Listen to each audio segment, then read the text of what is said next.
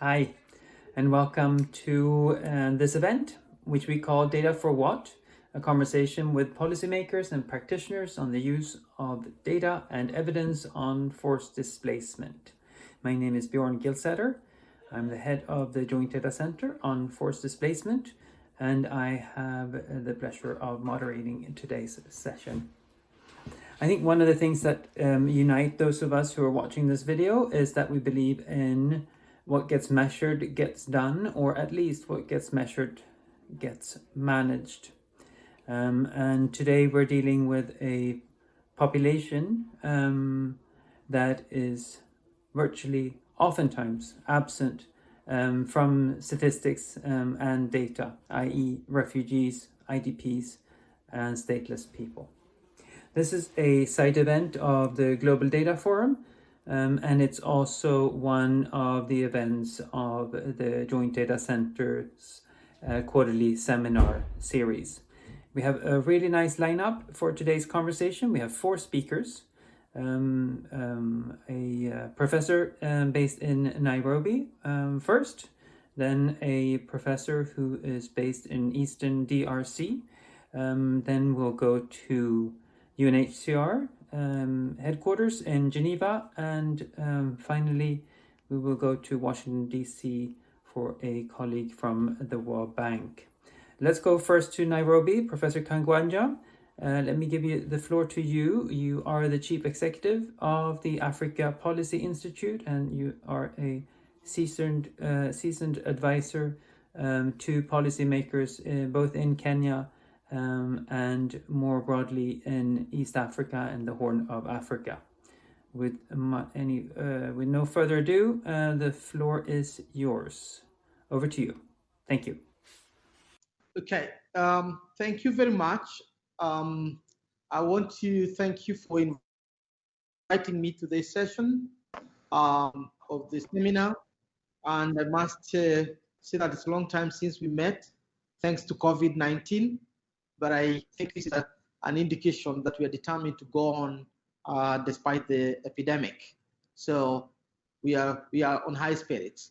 The last time I visited Copenhagen, I was excited about the focus on data.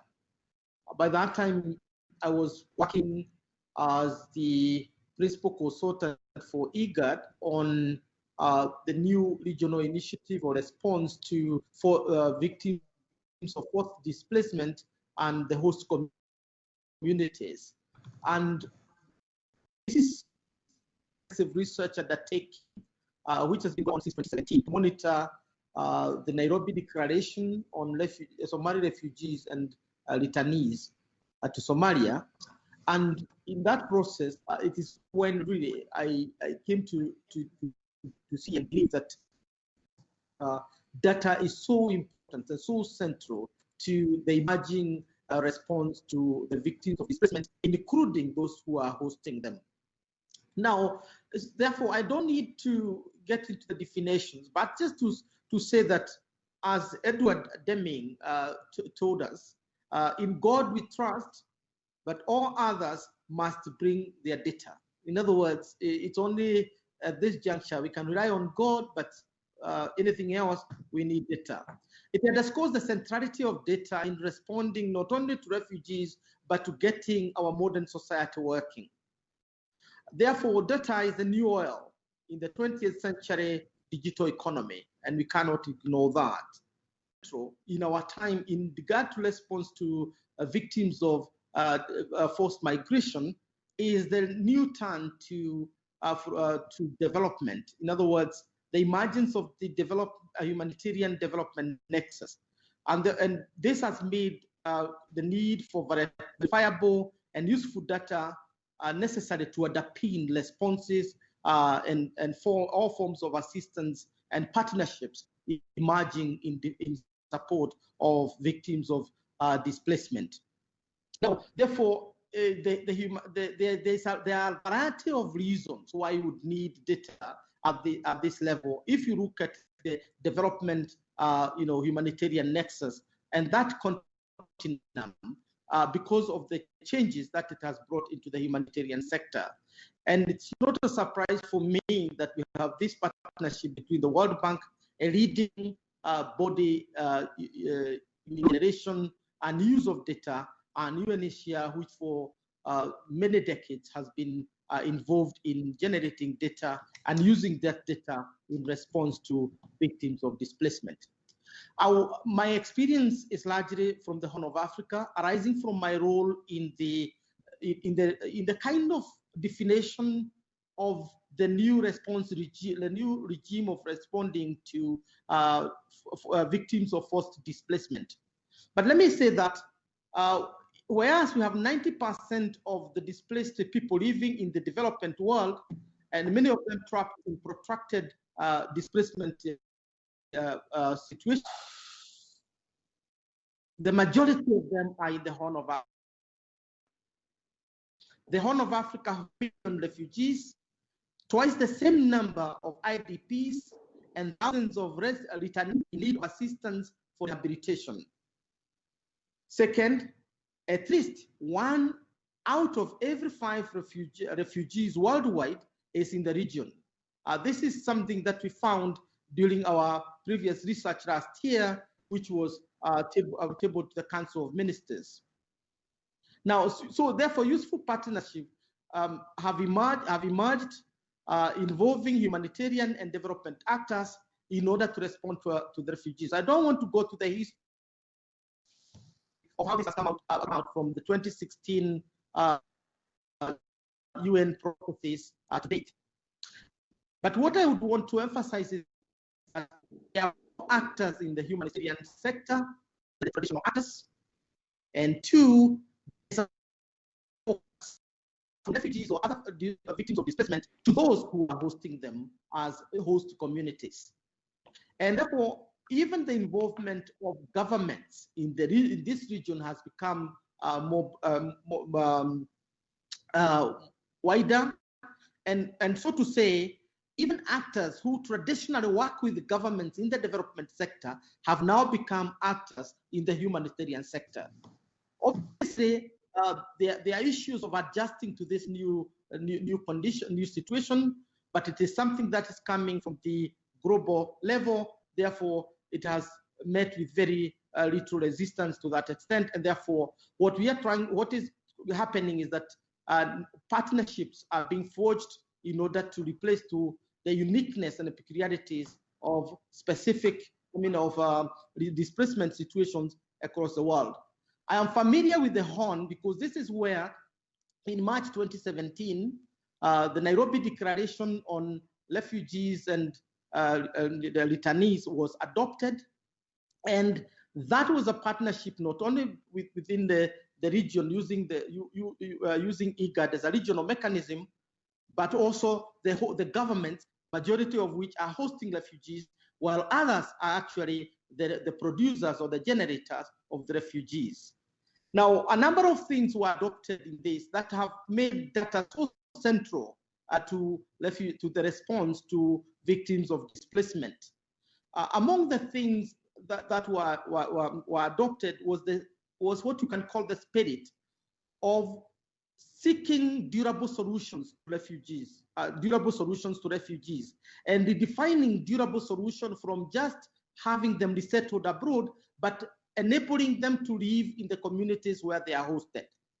And that has called for adjustment in terms of the data you generate for refugees in order to be able to incorporate them or integrate them into a number of areas where they will be able to be self-reliant and dependent and useful to their host communities. I would dare to argue that in the region, there is a growing feeling that refugee is no longer a refugee in the generic sense of the term, but is a citizen of the land. These are citizens of their homes, but need to be helped from wherever they are by the government, by civil society, by everybody concerned. Development actors also involved. Now, the Nairobi Declaration and the 4R processes have required a number of things that make data very, very important. One of them is the registration of inclusion of refugees in national registers, or rather national databases. In other words, refugees to be given identities of the countries where they are hosted so that they are able to access certain resources and opportunities. For example, to access jobs, to access resources so that they can get engaged in meaningful employment or businesses. And therefore, we have seen, for example, in the last census in Kenya, refugees being counted as part of the people in Kenya. So the 50 million Kenyans include refugees. You can deduct them if you want to know the exact Kenyans, but the people living in Kenya include refugees, and that was as a result of the census last year. The 2019 census for the first time would include the refugee category as a people living and being catered for within the Republic of Kenya. The same seems to be happening to other countries. I know it is happening in Ethiopia, it's happening in Djibouti, and I had the opportunity of traveling to all those countries in the IGAD region last year and staying for no less than a week, and basically to interact with the various officials and to know the degree of commitment to generating data regarding refugees and their families, whether they are children, they are male, they are female, in order to avail services to them. Obviously, because they have to access resources and do investment, treasuries of government, treasuries in government, our ministries of finance are requiring registration of refugees, not only for the purpose of assistance, but also to understand what kind of income they are getting. And Uganda is leading the region in regard to generation of this kind of data. There has also been need to generate data in the region in regard to education. IGAD adopted a declaration on refugee education in 2017 December, and that also required the integration of refugees into the existing educational system rather than having segregated education. And therefore, it becomes important to know what the numbers of refugees who are accessing education generally, those who are attending tertiary, primary, tertiary, and even university education. And in order to be able to assist these refugees, it becomes necessary to know the level of access. And therefore, we are beginning to see this data generated. I visited Ethiopia, I see they are doing that. In Kenya, they are already getting integrated even at the level of universities. Again, we are seeing refugees getting identity documents like ID cards in order to be able to travel freely wherever they can and without much problem. The data has also become very, very important in terms of the way humanitarian organizations are transferring traditional assistance to refugees. Rather than just distributing them in camp, these are going on electronic data, like mobile phones and so on. In Kenya, we have a system called M-Pesa, which is the money transfer electronically. And refugees now can access their assistance through electronic money transfer, whether it's digital money transfer, wherever they are. And I think this has been very, very helpful during this time of COVID-19, because refugees don't need to crowd in certain centers in order to get their assistance. They can get it wherever they are under the current constraints of COVID-19, and therefore that has basically ameliorated or rather made it easier for refugees to make ends meet. Some of the implementation of the declaration on durable solutions and how it has made data necessary. But I can only emphasize one point, that the major shift that is making this data necessary or important is because of the shift from humanitarian to development. And that nexus essentially means that refugees are not just people who are sitting down to be helped. There are people who are also supposed to be empowered and become self-reliant. In other words, to access all privileges of citizenship. And if they are to do that, we need data. Let me then move to the next question, which is basically, how governments and host communities and organizations like UNHCR and World Bank are basically working together, and how data is beginning to become very useful. I want to use a concrete example of what is happening in Kenya specifically, but I can also touch at the regional level from my past experience.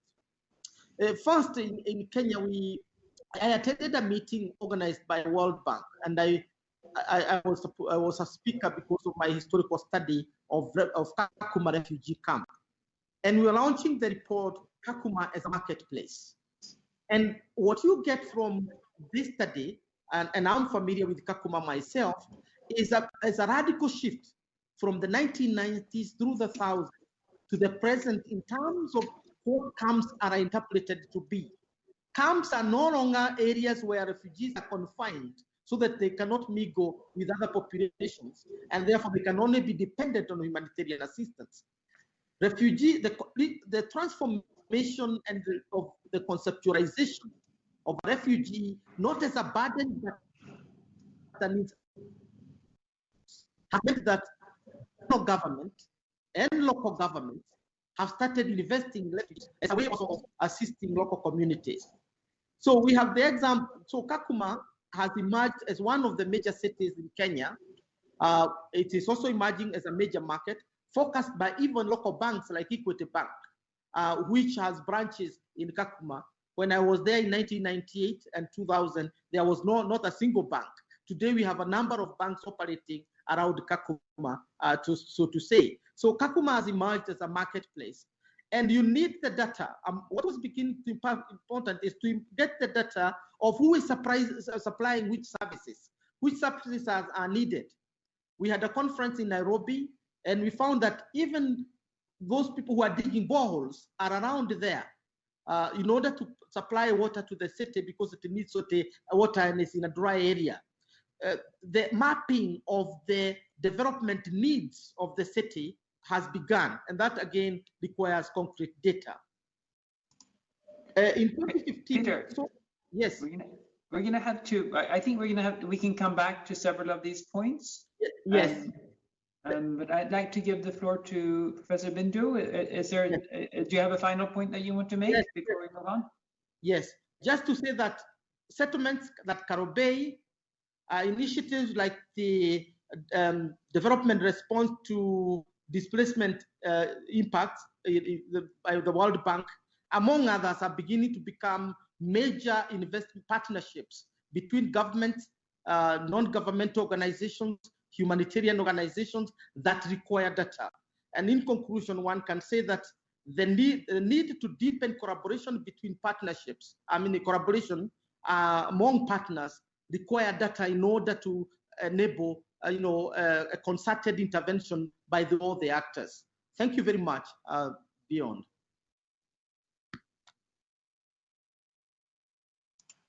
Thank you. That's a great introduction to a start to our seminar here. You hit on so many points, and a lot of credit to Kenya and to the other countries in Eastern Africa that are moving to a much more inclusive approach. Before we go to DRC, just want to put up one slide, which I've been really so encouraged by.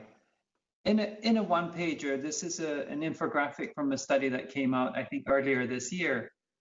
And you get the percentages on how refugees and host communities are faring compared to the national averages.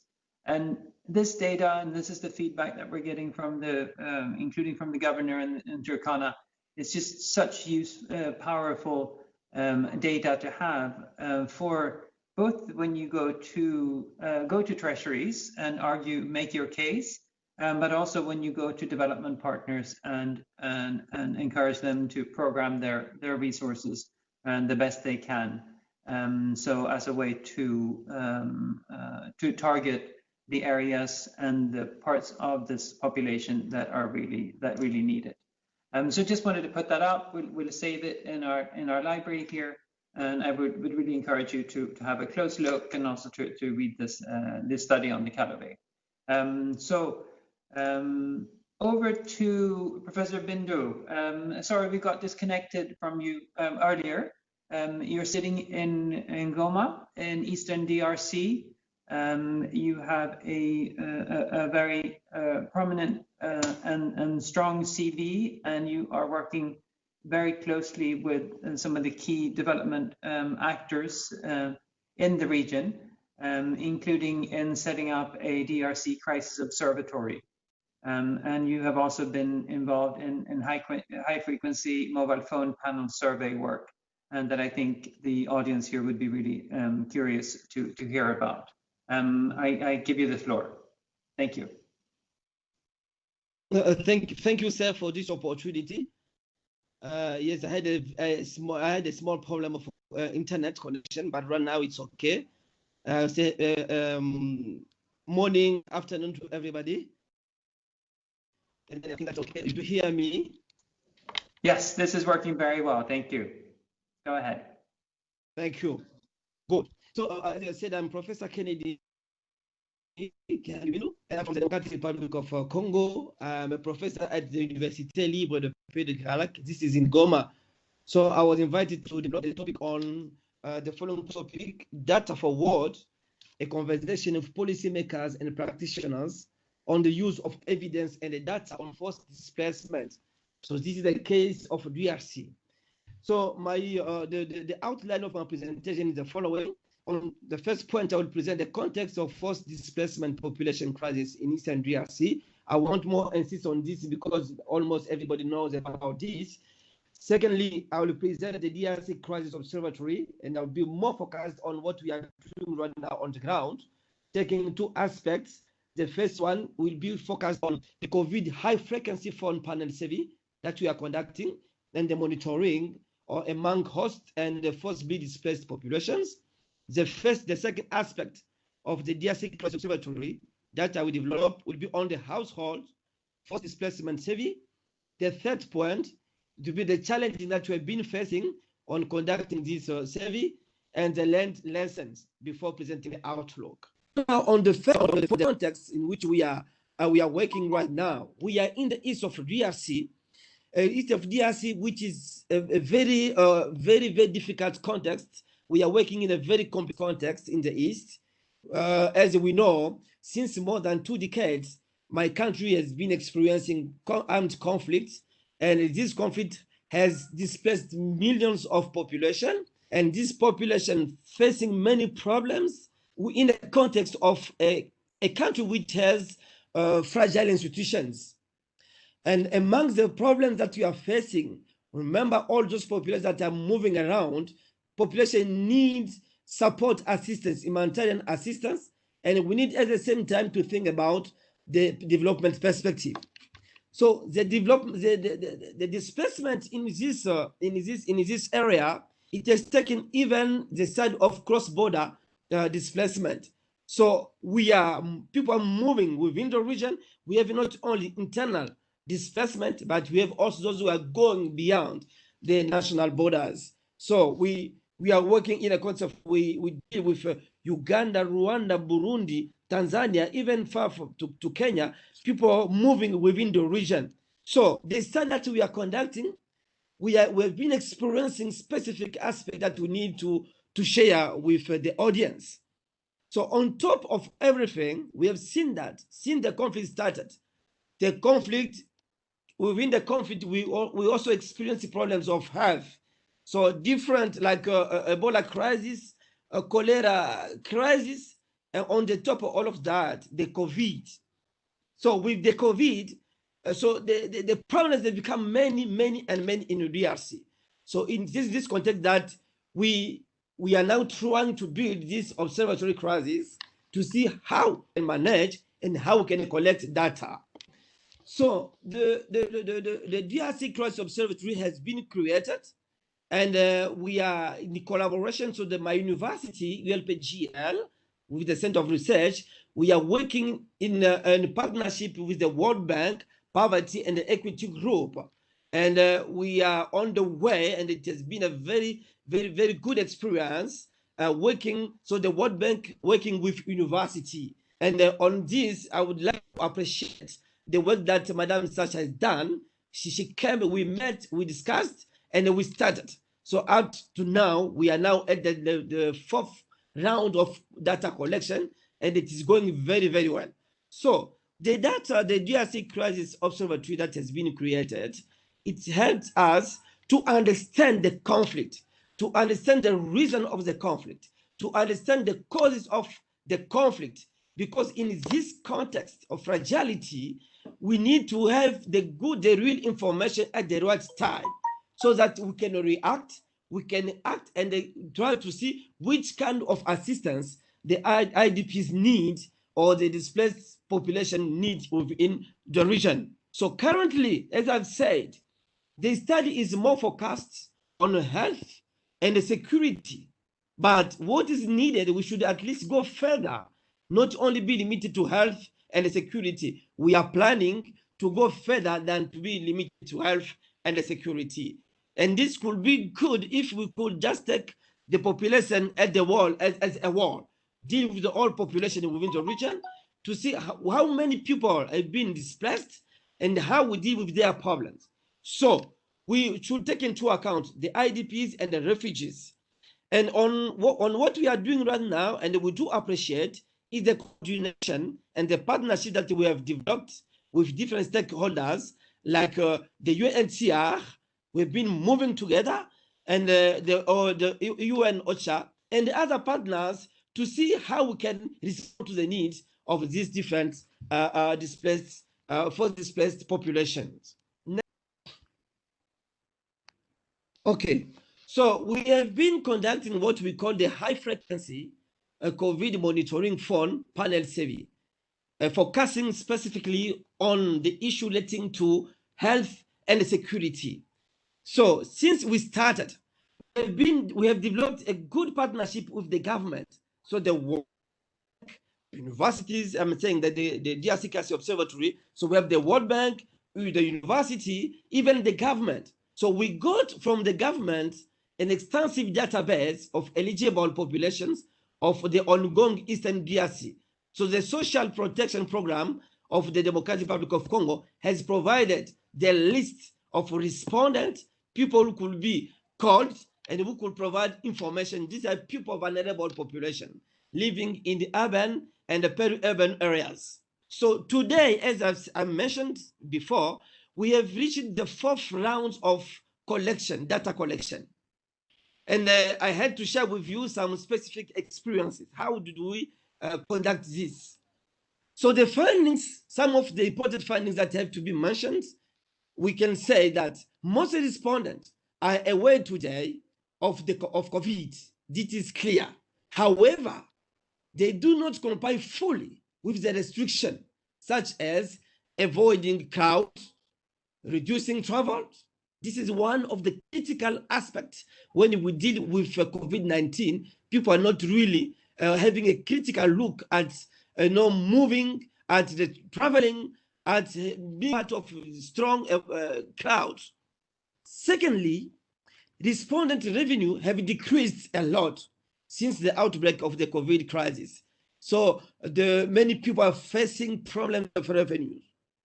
Third, respondents continue employing harmful coping strategies, which are not really appropriate, such as sending children to work, selling productive assets, and further reducing food consumption to deal with the stock.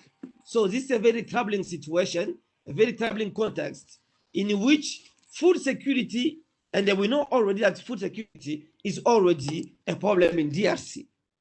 So in the coming month, we are planning to see how we can build strong database to ensure that we could have a comparative study to see if we can just have some data on forcibly displaced populations and the host communities across rounds going forward. So the work of DRC Crisis Observatory is strong enough and it's going well. However, we still need support, and this support, we are getting it, and we still need support by the state and by the state and other partners. So we are now at the present also preparing a household survey on the population residing across Eastern DRC. and a field survey will be carried out. That what we are doing right now, we are doing it in our local languages, so we can make sure that a respondent, they understand well in their local languages, and also to make sure that our enumerators, they have a good understanding of questionnaire, they ask appropriate questions, and they will get good answers. So the high frequency that we are doing right now, phone calls, they are good and a good way to get real information. So what are the things that we are facing, and what are the lessons that we have learned since we started? Today, we have seen that really we have some data on vulnerable population in the Eastern DRC, which is good. However, we still need to adapt our questions to the needs or to the situation of the vulnerable population. So we have two levels of conducting the study. First is during the preparation, and the second, during the phone interview. So during the preparation, we take time to understand what's the questionnaire. We take time to explain more the questionnaire to the researchers, our enumerators, to make sure that they understand and they can ask appropriate questions. During the phone call interview, all vulnerable population are reached through their local languages. It is also challenging to get the trust for them, so that they can participate actively, knowing what is it about the process, knowing what is about the study, the survey, and they give good answers. But also, we do believe that after explaining the questions, after giving more information about the question and what we are looking for, this population, I mean the vulnerable population, they respond, they believe that at the end of the day, they will get answers to their needs, they will be assisted. So these are challenges that we are facing, and make sure that really we are on the track and the people understand what we are doing, and we are getting accurate information, accurate data.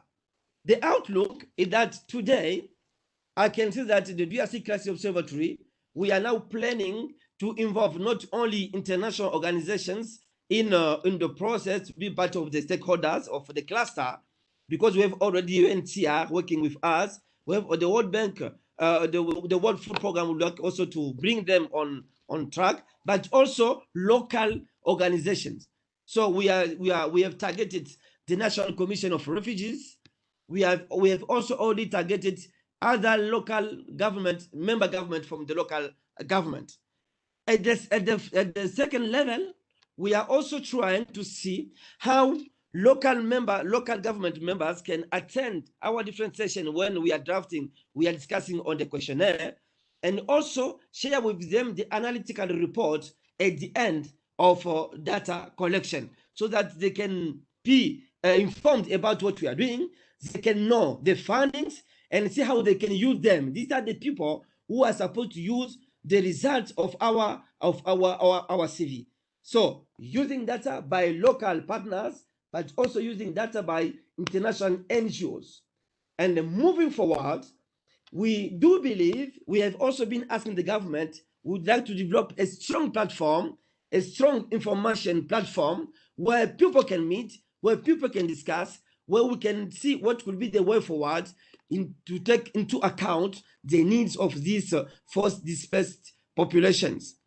But also at the end, we are also planning, or would like to invite the government to make sure that we are implementing the obligations which are contained in the Kampala Convention of 2009. This is the convention dealing with displaced persons within the region. So we would like also to invite the government to implement those obligations. At the end, we would like also to strengthen local administration capacity to deal with forced displacement movement of population, because this is a very specific issue that we should deal with at the local level, not at the national level. So these are the people who are direct in contact with populations at the ground, and they should have strong capacity to respond at the right time to the need of this population. So with all of that, we need to build a strong team of people.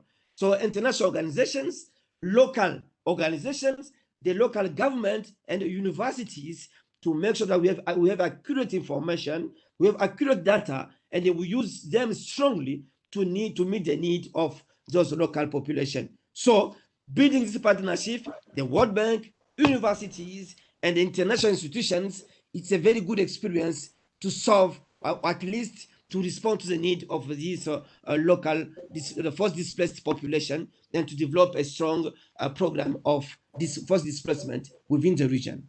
Thank you for your attention, please. Professor, that was an excellent presentation. Thank you. Thank you so much. Next, we're going to move to Geneva. Kelly Clemens is the UNHCR's Deputy High Commissioner. She's had that role since 2015. Before that, Kelly served as the Deputy Assistant Secretary of State in the Bureau of Population, Refugees and Migration, which is a part of the United States Department of State.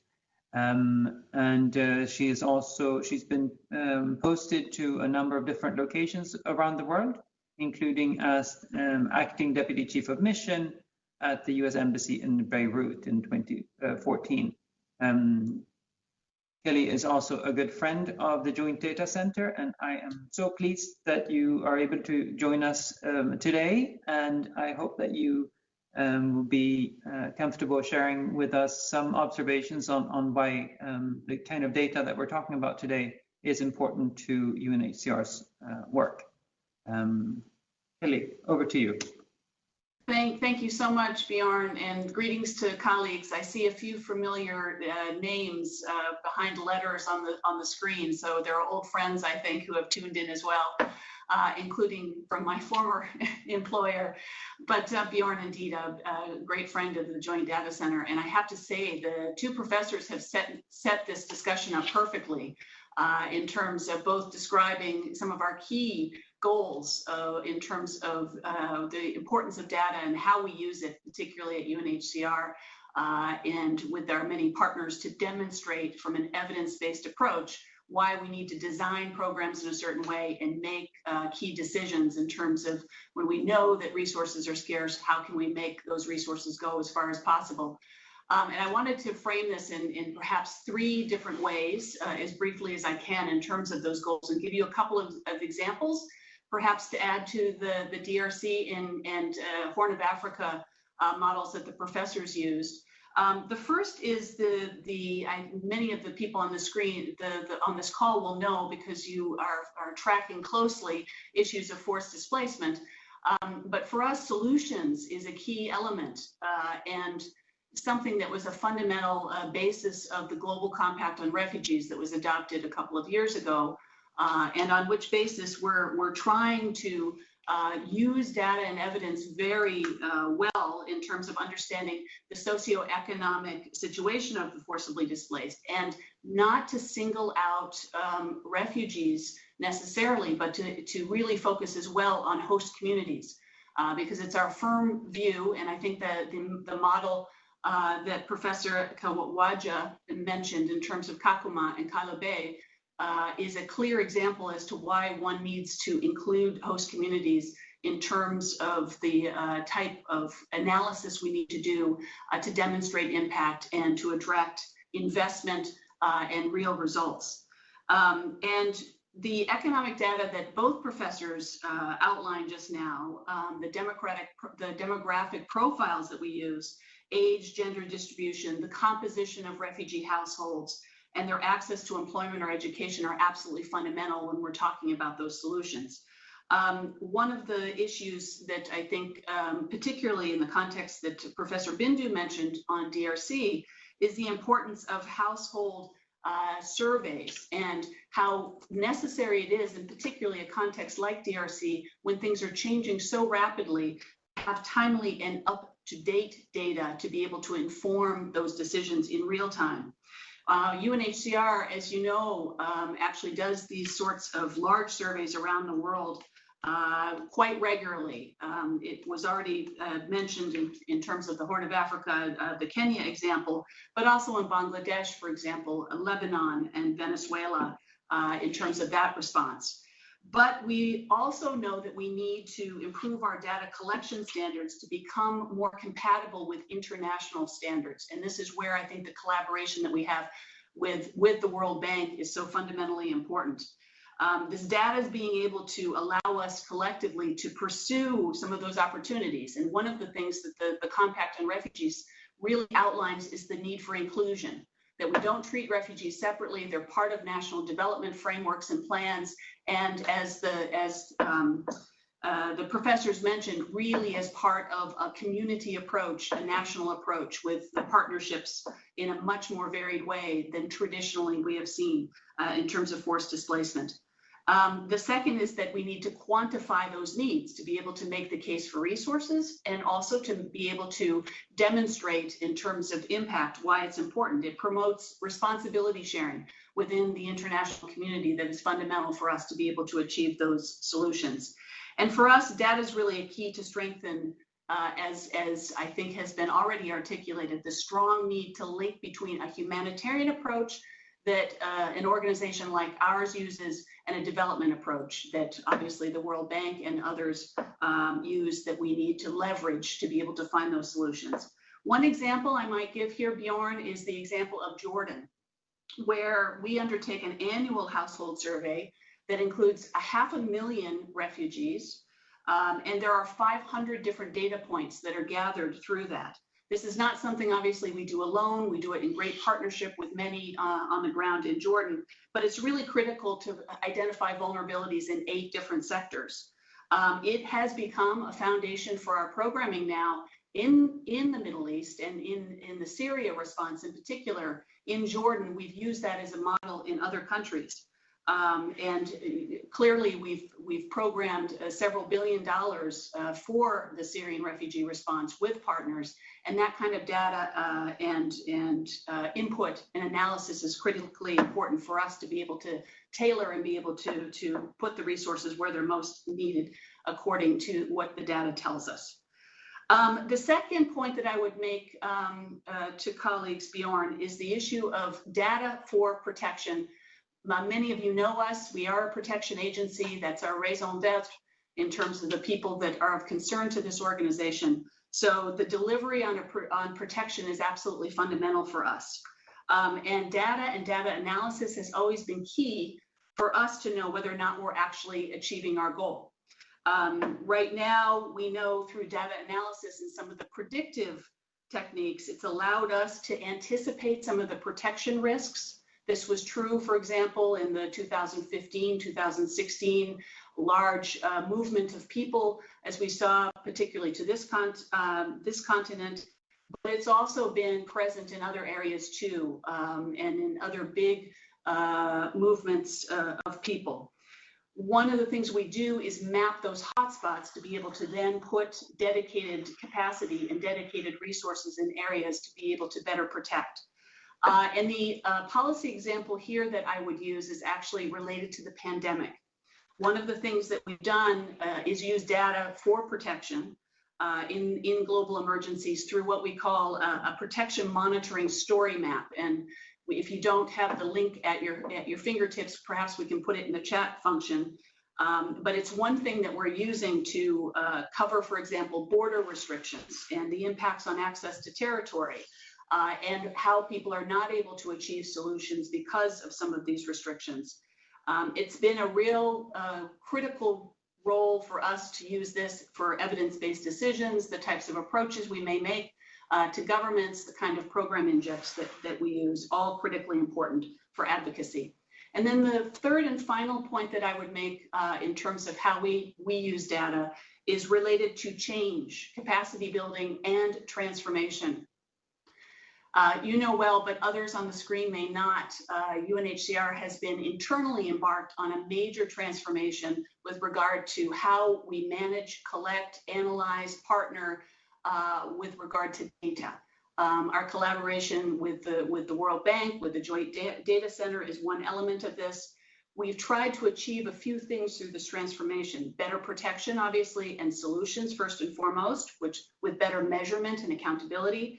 The way that we can leverage and adapt technology, our connected learning and knowledge base, we want to be collaborative and transparent, and we want to lead really on issues related to data protection and security and ethics. And this has all been fundamental to that. So we have a new service that stood up with a person that I think many of you know. He was last supporting you, Bjorn, in the Joint Data Center of Vocal Schimmel. And this is something that, in terms of how we make this real, not just for the people we serve, but how do we support data in every sense of the organization, including analysis, impact, monitoring, and results. And on the capacity side, really, I think probably the best indication of this, or the example of this, would be the expert group on refugees and IDP statistics.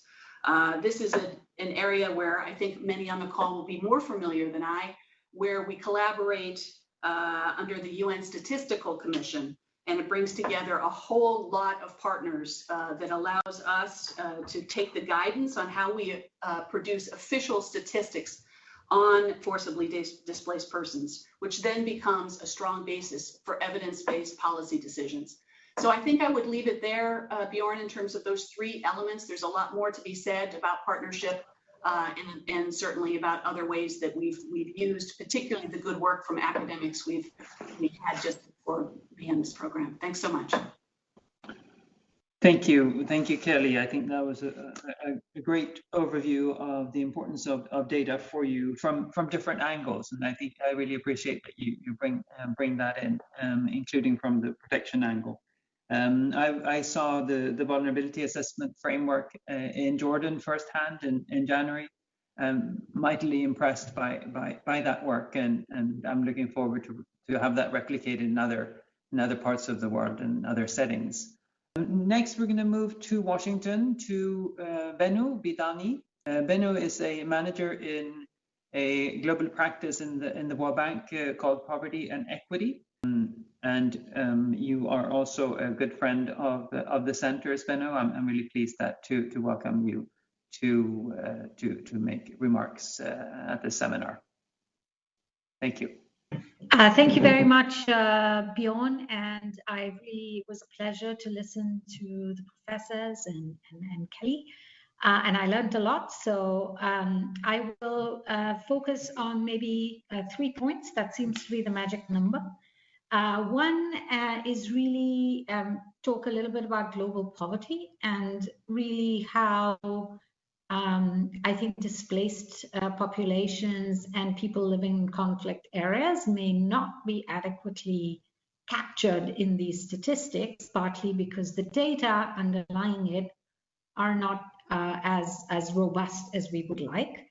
The second point is really on to give you some examples of the kinds of work we are doing.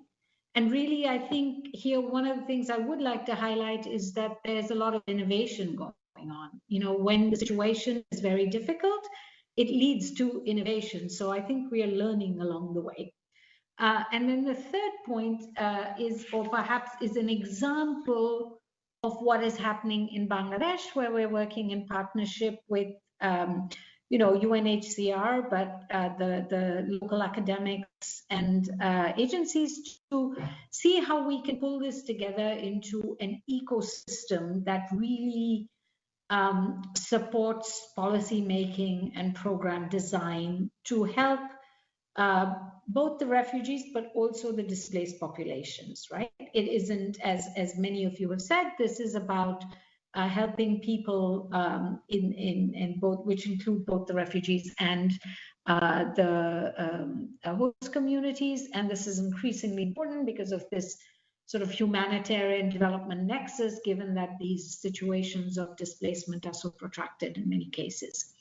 So first, on this issue of global poverty, the bank puts out reports every 2 years on the state of global poverty, and the next report, the 2021, is coming out on October 7th, so stay tuned, and really will present a very sobering picture of what is happening to poverty, particularly given the confluence of conflict and COVID, particularly right now, which has had a huge impact on the economic growth and prospects for poverty reduction. So But the one thing we have documented in previous reports is that poverty is becoming more concentrated in fragile contexts, in a sense, right, in conflict areas. And what do you see? You see that really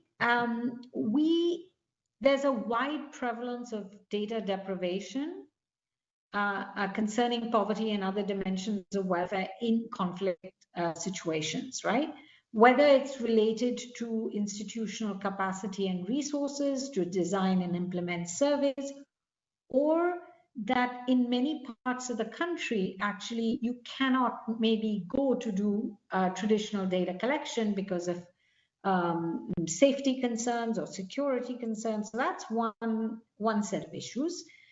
Another dimension, and this has been highlighted before, is really the data deprivation, which is the lack of coverage of displaced populations. As Professor Kakwanja highlighted, this is changing, and it's great to hear that the census in Kenya and Djibouti and Ethiopia will now include all the people who live in the country, right?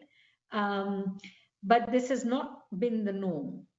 So often developing countries do not include non-nationals in their sampling frames because they're not in the census, for instance, which the census forms the sampling frame for all household surveys that happen over the decades, right? And in fact, therefore, often household surveys don't necessarily capture them. Jordan was one example where, in fact, the household survey did actually capture systematically both internally displaced, captured refugees and the host population in their household survey. But to be more sustainable, this is something that needs to start with the census and household surveys, so the populations of people that are displaced are actually captured well. And it's great to hear, as I said, that this is beginning to change, right? As Professor mentioned, in Kenya, the census now includes the displaced. So, but in the meanwhile, so what have we been doing, right? So there are a range of efforts where we have, in partnership with others, done surveys to actually capture both the displaced population, the refugees, and the host communities, and really try to look at the different, look at the welfare, look at how does an influx of refugees, what impact does it have on the host communities, right? So these questions have been answered in several countries. Surveys were done in Lebanon, Jordan, and Iraq in 2015, 16. More recently, we've done a survey in Bangladesh, in the area in Cox's Bazar, and there's also been work done in Ecuador, in the wake of the Venezuelan crisis. So these are special data collection efforts, but in fact now the core household surveys in several African countries, Uganda, Chad, Niger, and others are also really capturing both populations. And I think this is sort of a first step to really better evidence-based policy making in these countries on welfare. And the survey that was shown in Kenya is really powerful in terms of demonstrating the welfare of the refugees, but also the host community, and how that compares to the national. So I think we need more of this evidence to actually be able to underpin the dialogue based on real information, and not only, sometimes it becomes very anecdotal in a way. So I think this, and the more we build this body of evidence, I think it'll help us to aggregate.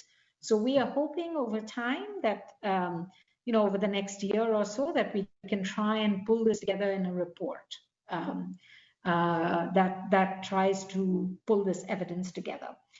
So So that's some of the efforts that are ongoing, but I want to highlight some innovations that have been taking place. I'll make it quick. Often there's now, it's happening in the COVID, they highlighted in DRC. Really, we are using phone-based surveys much more systematically. We have COVID-related surveys ongoing in over 100 countries. And this kind of innovation can also, I think, allow us to capture the welfare on a more regular basis and an ongoing basis in situations such as, the crisis situations, and having crisis observatories is a very powerful way to be able to respond. So I think that's one sort of innovation with phone-based surveys, etc. But there's also, I think, a wider range of data. We've been using geospatial data to really get better sampling frames. We use that in Lebanon, in Bangladesh, but also really to understand mobility in much more real time, right? So I think that the range of data that's available, each of it comes with different strengths and weaknesses, but as long as you recognize it, I think that's they are still very valuable data sources. So that's really, and we can talk more in the discussion about some of the examples.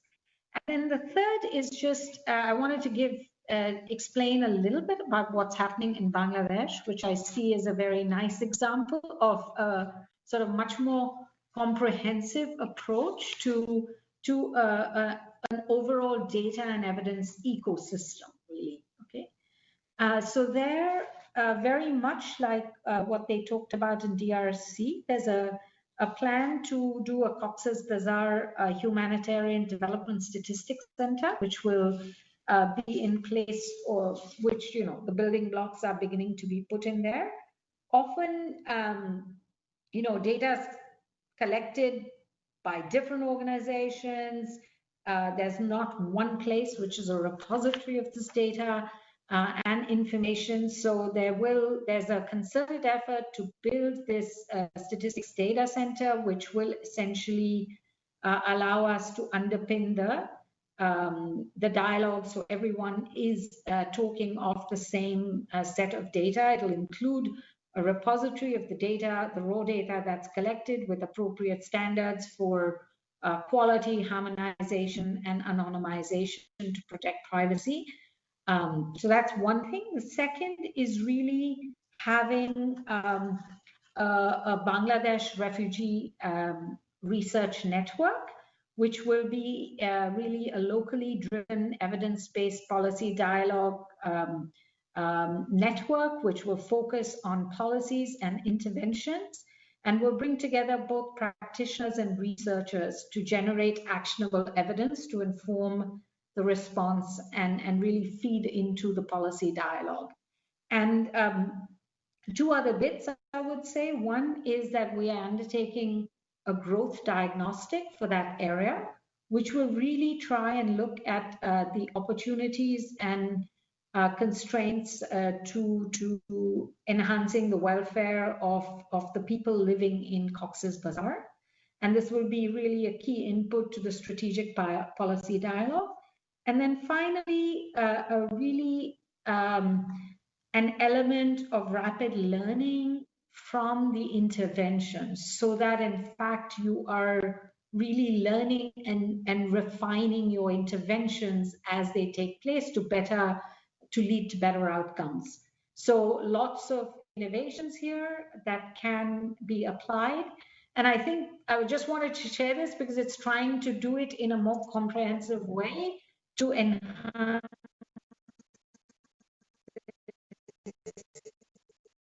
data. I'm happy to take questions and discuss this further. Thank you, Benno. I really like this emphasis on innovation, and we have to do things differently. And I think that as one of the silver linings of COVID, it is forcing us to think a little bit differently, and I think some of these innovations will will stay with us also after COVID. These are not just patchworks during this situation, but it's spurring us to use new ways of collecting data, and obviously to use technology. And we're experiencing that firsthand in this seminar. To get 130 or so participants is something that we couldn't have achieved if we had done this face to face.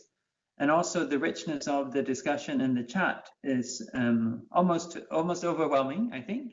There are direct questions for many of you, of the 4 of you who presented here. So I'm actually thinking of using the remaining 9 minutes that we have to really to invite all 4 of you to respond, reflect on the questions that you see in the chat, rather than opening the floor for oral questions. Professor Kagwanja, can you hear me? Yes, I can hear you. Yeah, wonderful. Can I invite you to react to what you've heard from? There have been many references to the work that you're doing, and that's going on in Kenya and also in the chat. Can I invite you to respond? Yes, Bjorn, let me apologize first because I had so many graphics I would like to share, but I'm out of my workstation. So as you can see, I'm in a strange place. It's a hotel. So, but that said, let me also appreciate the many comments that have been made in reference to what I've said. I'll be posting the figures as they have come from the Kenya 2019 survey, registering refugees by age and by sex and all that. I mean, from the census. Census have always their problems, but at least it was the first major step in the region. And as I've said, this is as a result of the 2017 Nairobi Declaration that required that across the region we register refugees, and in terms of their age, their skills, and everything. And that's a major step towards the process of inclusion in the economy, and to enable refugees to begin having self-reliant ways of making a living where they don't have a job. Obviously, beyond if I had time, I would have talked at length about Corbeil settlement in Turkana. Again, another case which can generate valuable information data on the partnership across the partnership between government, national government, county or local, international partners, civil society organizations, and so on. One of the cases we have very strange here in Kenya. We have a culture called Harambee, which is fundraising in order to assist a needy family and needy individual. That is beginning now to apply to refugees, which has not happened the last 5 or so decades. In other words, you can see people getting to a restaurant and doing a fundraiser. Harambee is a fundraiser recently to help a needy person. It was headed by one of the envoy of the UNHCR High Commissioner, who, with other local Kenyans, did a fundraise for education of refugees, among others. So again, that's what we are experiencing here. But as I'm saying, the implementation of IGAD durable solutions declaration is still work in progress. There are challenges here and there, but there are positive things to report on, which bears on the kind of data that is coming from the government. So I'm saying data is beginning has become so important to underpin the multifaceted partnerships that are emerging, arising from the new humanitarian development nexus in response to displacement. Thank you. Thank you very much. Professor Bindu, do we have you back online? I'd love to hear from you, but we try to force. There we go. I see you now. Okay. Thank you. Good. Good. So I have two questions. The first one is about DRC. That what sample? I've been asked the question saying that what the sample being used and how to use it. So we do have two samples for the phone sample. We do have two samples. So we have for the vulnerable population in urban and the peri-urban areas in the Eastern DRC. For the household forced displacement, so it will be, it is a very representative at the Eastern DRC population in East, with a structure of forcibly displaced population. So we are working in partnership with the government. The government has provided us with a list of different beneficiaries. So from that list, we just drew a number of beneficiaries. We took from a list of 20,000, we just drew 5,000 to make 1,440 calls. So with this sample, it becomes a little bit easy for us to reach the respondent, the real vulnerable population, and to get their answers in the urban and the peri-urban areas. So the sample is very representative, and the government is very helpful in doing this survey with this sample. So the best practices, I've been asked the question saying what could be the best practices that we could share, that could be used or applied elsewhere.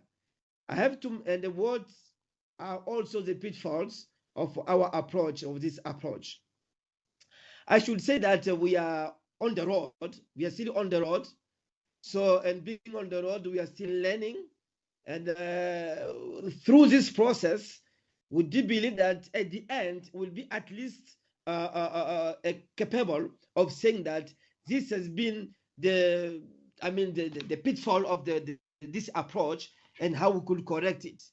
So we are on the way saying that we still need to build a strong partnership with other organizations, the existing organizations, in the ecosystem, and ensure that we are building an existing work to extend it possible in the ecosystem. So building partnership, being with other organizations will help us to have a strong approach that could be helpful to the vulnerable displaced populations. So really, we are still on the way that we're still learning and help that we could be able to answer appropriately to this question after reaching a certain point. Thank you very much. I'm gonna, Kelly, if I can ask you, you may have seen in the chat, there are lots of questions around the ethics of data collection and data management.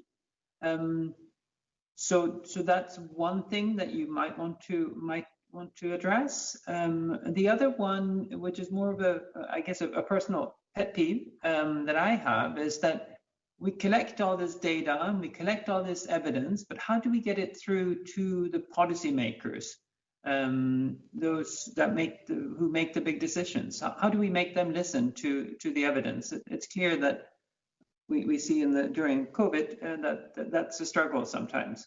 Do you have any reflections on that? Any advice for us? Thanks, Bjorn. Maybe the last question first. Persistence.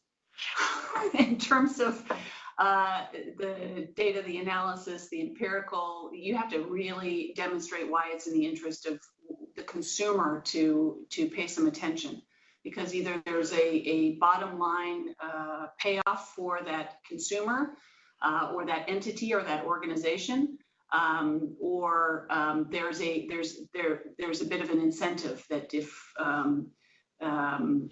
they go in a particular direction, that there's going to be broader benefit. And I go back actually to even a study before the one that was talked about earlier by the professor in Kenya, to something that the IFC did back 3 or 4 years ago with regard to Kakuma, which demonstrated a straight payoff between investment in hosts, in refugees, in terms of the GDP in per capita per household increase. And this, I don't think, at the time, perhaps when it was initially in concept phase, got as much attention as it did when it was actually completed. And it actually became a foundational piece of work in terms of demonstrating how this new partnership in terms of humanitarian development, this host and refugee frame, all of this could really be the seed of what we would then see in terms of the approach that's outlined in the compact that the professor really brought home as well. So I think, you know, the persistence element is critical, and targeted messaging to those that will need to pay some attention, lest what they're trying to do not work, because the evidence and data speaks otherwise. Yeah, there were a couple of things in terms of the ethics with regard to protection household survey data, and with resources being very scarce in terms of the provision of assistance. Is it really fair to be asking questions of this nature if one can then not follow up immediately with resources in terms of those protection services? And obviously, in an environment where we're working, where the needs vast outstrip the resources available, this is a key issue. But with regard to protection, it's about the individual, but it's also about how we design and our offerings, our programs, or how do we change what we're doing because of what the people we're serving either have expressed or have experienced. So I think, you know, that sort of thing also, I think in terms of the broader frame, is quite important. And then we see, for example, in a place like Jordan, if we go back to that example, that depending upon resources, our ability to be able to expand or to contract the number of households that benefit, for example, from cash-based assistance, to be able to pay rents, school fees, and other, it does vary. It varies obviously in terms of how much we can raise. And the more that we have the evidence to be able to demonstrate what difference it will make if we provide X, Y, or Z, the greater chance we have in terms of being able to use that impact to be able to make the case for additional resources. So I think, you know, in terms of broader benefit for the people we're serving, it is largely in their benefit, obviously, to be included and counted and have their voices heard or their data collected in a safe way, of course. And there was another question in terms of data protection. Obviously, the initiative we have through the Joint Data Center with this microdata library is designed to try to make data available as a public good, with the data protections about individual information, all of that very carefully crafted and considered before, in fact, we offer that data to the broader community, including researchers who can help us make the case in terms of empirical data. But there's a very strong undergird foundation in terms of data protection that we use. And the issues, I think there was one final question about big data. And in this case, I think we've done some very interesting work using AI and big data to try to predict population movements using a number of different tools. Mobile phone usage is one of those, but also other key indicators, the number of livestock purchased in a particular area or sold in a particular area, being able to demonstrate climatic changes in addition to potential conflict drivers. There are an enormous number of potential uses of big data that we are using and can continue to use to better target some of the program interventions that we use. Thanks, Bjorn. Thank you, Kelly. You hit on a lot of points, great points. Let me just emphasize what you mentioned about data access and making data available, and the recognition that to do that well is an investment. It's a costly investment, and it has to be very conscious. And that is part of the mandate of the JDC to support both the bank, but primarily UNHCR to increase your resources to do that. And we're grateful to the sponsors of the data center, the Danish government, the US government, the State Department, and in the EU through DevCo, who are providing us with the resources to be able to support and fund this work within UNHCR. So, great. The other point I wanted to pick up before I turn to Bennu for to close this is on ethics. It's clear from this conversation that that is a key topic that we need to spend more time on, I think. We will not do it justice today, obviously, but I can foresee that this will be a topic for a future conversation or workshop in the months to come. We've heard the message loud and clear from this conversation also. Thank you, Kelly. Benno, no, I'm not asking you to summarize what we have heard, but just to give you an opportunity to reflect on what you have heard personally, and if there are questions that you feel are specifically for you, and then we're going to wrap up.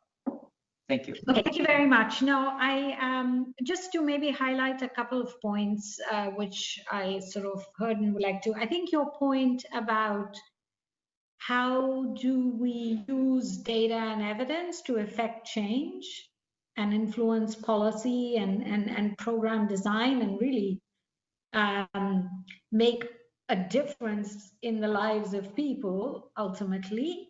That is a really important one, and I think it has many parts of it, and there's clearly but just one aspect of that clearly is that the data should be available in a safe way, appropriately protected, so that in fact it is available to researchers, to anybody, to actually generate more evidence and debate about different policy questions. I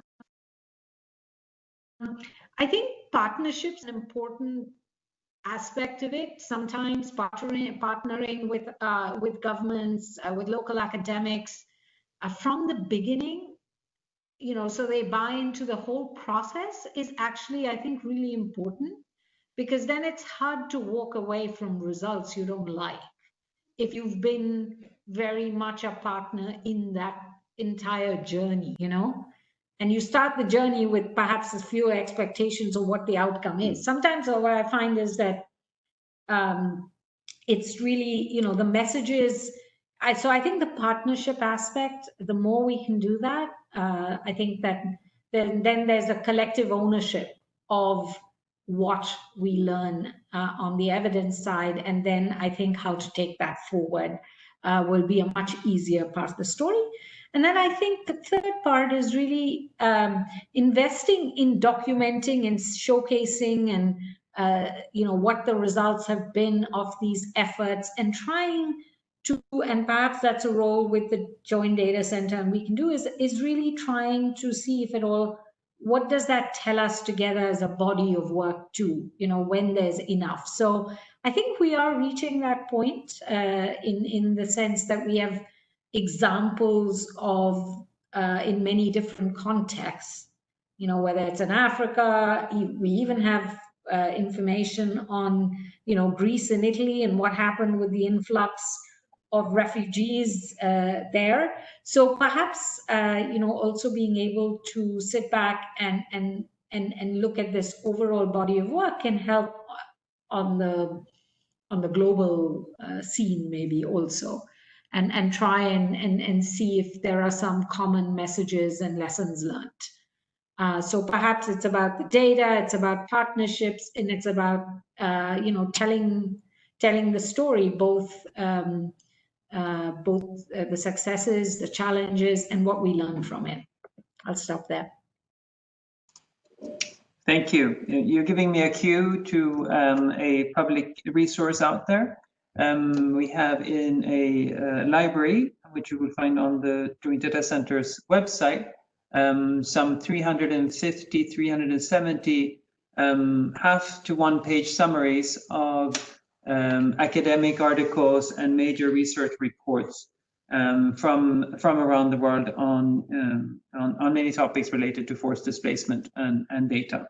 So there is indeed a growing body of evidence, and we are working hard to stimulate even more work by the academic community, to not least on socioeconomic consequences of being forcibly displaced. Very well, we are way over time, and Appreciate your attention and your patience today. And we have taken note of the chat, the many questions. I hope that you feel that you've got response to many of them. But this is not the end of the conversation, and there will be more seminar series, and we hope to be able to pick up on some of the suggestions that we saw here. Many thanks to the 4 presenters. Great job. Really appreciate you taking the time and sharing your experience. With that, let me close it out and wish you a good rest of the day. Thank you all. Thank you. Bye. Bye-bye.